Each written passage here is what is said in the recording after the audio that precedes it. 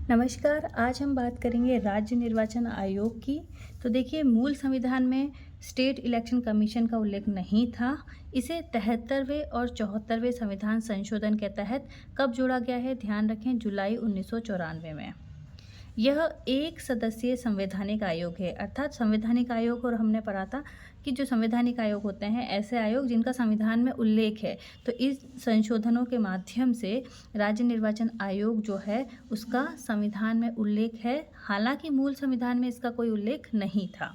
तो यह कितने सदस्यों की कमेटी है, तो ये ध्यान रखें कि ये एक सदस्यीय संवैधानिक आयोग है। कब इसे जोड़ा गया, तो 73वें और 74वें संविधान संशोधन के तहत जुलाई 1994 में इसे जोड़ा गया है। अब इसके अंतर्गत कौन से अनुच्छेद आएंगे, तो अनुच्छेद 243 के, जो कि पंचायती राज संस्थानों से संबंधित है, और जो पंचायती राज संस्थानों का जो निर्वाचन आयोग है वो इसके अंतर्गत आ जाएगा, और 243ZA अर्थात जो नगर निकाय के जो चुनाव होते हैं उसके लिए। अब जब हम 73वें संविधान संशोधन की बात करते हैं, जो कि 11वीं अनुसूची में है, भाग 9 के अंतर्गत क्या क्या आते हैं, 243 टू 243O।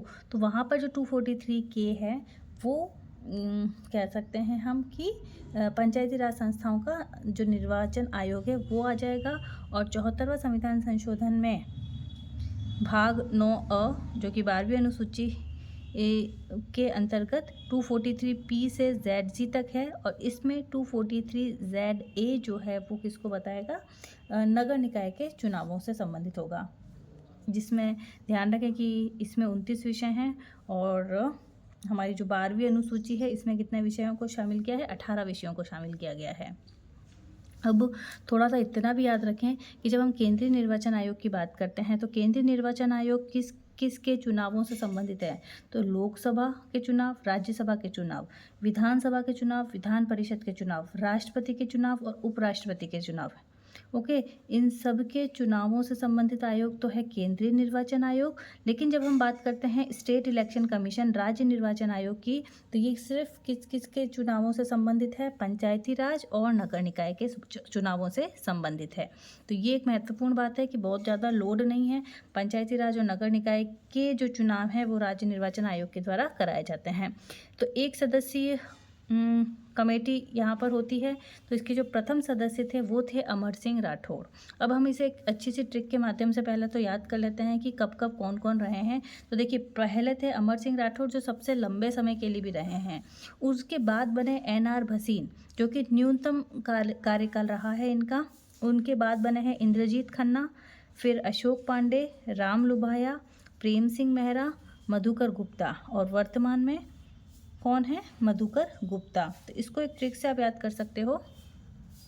अमर भसीन ने इंद्र को आश्रम में प्रेम से मधु पिलाया। ओके, अमर भसीन ने, ठीक है, एक नाम से याद कर लें, अमर भसीन ने किसको, इंद्र को आश्रम, तो अशोक और राम, तो आश्रम में प्रेम से मधु पिलाया। तो इस ट्रिक से आप याद कर सकते हैं।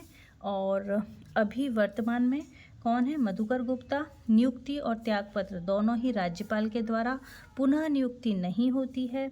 योग्यता क्या होनी चाहिए, तो कम से कम 1 वर्ष की सेवा के अतिरिक्त मुख्य सचिव या समकक्ष पद का कार्यानुभव होना चाहिए।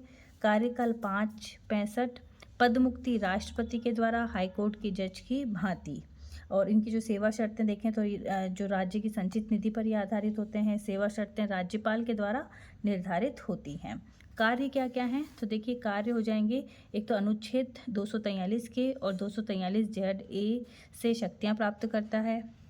ये राजस्थान में राजस्थान राज्य पंचायती राज अधिनियम 1994 और राजस्थान नागरपालिका अधिनियम 2009 से भी शक्तियां प्राप्त करता है।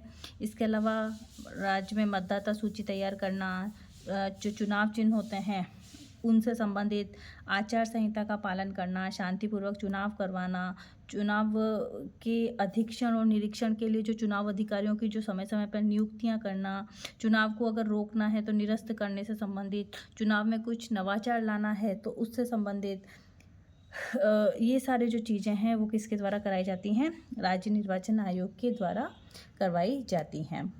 अब जैसे कि नवाचार की बात करें तो आजकल फ़ोटोयुक्त आईडी का प्रयोग किया जा रहा है, या घरों में जो वृद्ध लोग हैं उनको घरों से ही वो है ना अपना जो मतदान है वो कर सकते हैं, तो ये कुछ नवाचार किए जाते हैं। एनुअल रिपोर्ट किसको दी जाती है? राज्यपाल को दी जाती है। अब अगर हम बात करते हैं कि शुरुआत कैसे हुई इनकी, तो देखिए जब हम बात करते हैं पंचायती राज संस्थाओं के जो चुनाव हुए थे वो शुरू कब से हुए थे? शुरू हो गए थे 1960 से। तो जो 1960 से लेकिन 1960 तक राज्य निर्वाचन आयोग की स्थापना नहीं हो पाई थी, क्योंकि राज्य निर्वाचन आयोग की स्थापना हुई है 1994 से। हमने अभी पढ़ा था कि 1994 से स्थापना हुई है। तो उससे पहले क्या था कि जो चुनाव थे पंचायती राज संस्थाओं के जो चुनाव थे वो 1960 से शुरू हुए थे। उस समय किसने करवाए थे? पंचायत विभाग के द्वारा ये हुए थे। तो एक चुनाव पंचायत विभाग द्वारा हुआ था सबसे पहले, उसके बाद दूसरा, तीसरा, चौथा और पाँचवा 1965 का, 75 का, 65, 75, 81 और 88 ये चुनाव जो हैं पंचायती राज संस्थाओं के वो चुनाव विभाग के द्वारा करवाए गए। इसके बाद 94 से जब हमारे राज्य निर्वाचन आयोग की स्थापना हो गई, उसके बाद से राज्य निर्वाचन आयोग ने पंचायती राज संस्थाओं के चुनाव किए 1995 में, क्योंकि छठा था। पहला यहाँ हो गया था, दूसरा, तीसरा, चौथा, पाँचवा, और जो छठा चुनाव हुआ है 1995 का, फिर 2000, 2005, 2010, 2015 और 2020। ठीक है, आप 5 के उससे याद कर सकते हैं, 5 के गैप के हिसाब से। तो छठा, सातवां, आठवां, नौवां, 10वां, 11वां, तो यहाँ तक के जो चुनाव हैं वो राज्य निर्वाचन आयोग के द्वारा करवाए गए हैं। तो ये जो 6 चुनाव हैं अंतिम, वो राज्य निर्वाचन आयोग के द्वारा करवाए गए हैं। ये महत्वपूर्ण बात हो गई। अब यहाँ के अगर हम बात करें कि जो राज्य निर्वाचन आयोग है उसकी सीमाएं क्या है, क्योंकि सबसे महत्वपूर्ण बात तो ये है कि काम बहुत अधिक होता है, और ये एक सदस्यीय संवैधानिक आयोग है। हमने शुरुआत में ही पढ़ा, तो एक सदस्य व्यक्ति के लिए काम बहुत ज़्यादा है। आचार संहिता का कई बार प्रभावी रूप से नियंत्रण नहीं हो पाता है, और इनका खुद का कोई स्टाफ ही नहीं है, क्योंकि एक व्यक्ति ही को ही संभालना है। तो ये हम कह सकते हैं कि कुछ इसके डिसएडवांटेज, या हम कह सकते हैं सीमाएं जो हैं ये हो सकती हैं। तो आज की क्लास में हमने राज्य निर्वाचन आयोग की बात की। आई होप आपको क्लास पसंद आई होगी, और अगर आपको हमारी वीडियो पसंद आई है तो प्लीज़ इसे लाइक करें, शेयर करें और सब्सक्राइब करें। तो इसको याद रखें आराम से आप। पहली महत्वपूर्ण बात कि सबसे लंबा जो समय है तो वो कौन है? अमर सिंह राठौड़ सदस्य रहे हैं। वर्तमान सदस्य कौन रहे हैं? मधुकर गुप्ता रहे हैं। और ये जो ट्रिक हमने याद की, इससे रिलेटेड भी कई बार क्वेश्चन आ जाते हैं। तो अमर सिंह राठौड़ सर्वाधिक काल के लिए, NR भसीन जो हैं वो सबसे कम समय के लिए, इंद्रजीत खन्ना जो हैं, फिर अशोक पांडे, सभी IAS अधिकारी हैं और रहे हैं, और राम लुभाया, प्रेम सिंह मेहरा, और अभी कौन हो जाएंगे? मधुकर गुप्ता। तो इन्हें हमने एक ट्रिक के माध्यम से याद करने की कोशिश की। वो ट्रिक क्या थी? वो ट्रिक थी अमर, तो अमर याद कर लिया, और दूसरा भसीन, तो अमर भसीन, या आप A और B भी याद कर सकते हैं, AB, ताकि पहला A से याद रख जाएंगे, दूसरा B से। तो अमर भसीन ने इंद्र को,